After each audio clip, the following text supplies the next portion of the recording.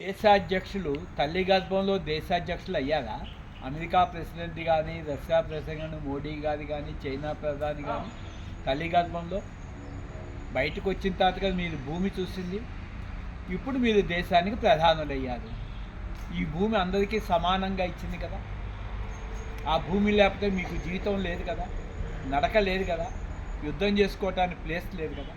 మరి యుద్ధం చేసుకొని చంపుకుంటున్నారు.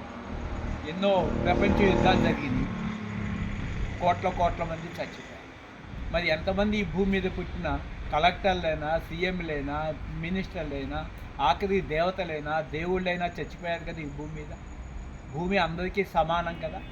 కాబట్టి ఇది శత్రువు మిత్రుడైన లోపల తలంపు ఉన్నప్పుడే యుద్ధం చేస్తుంది. వీళ్ళు చనిపోయినప్పుడు వాళ్ళు నవ్వుకుంటారు, వాళ్ళు చనిపోయి వీళ్ళు నవ్వుకుంటారు. కాబట్టి లోపల ఉన్న శత్రువులు 6 ఉన్నారు. అదే కామం, క్రోధం, లోభం, మోహం, మదం, మాత్సర్యం. ఈ 6 శక్తులు లోపల చంపేస్తే అతనే దైవము. ఇప్పుడు 6 లోపల చచ్చిపోయారు కాబట్టి ఈ పంచభూతాల కన్నా దాటిన పరమాత్మ.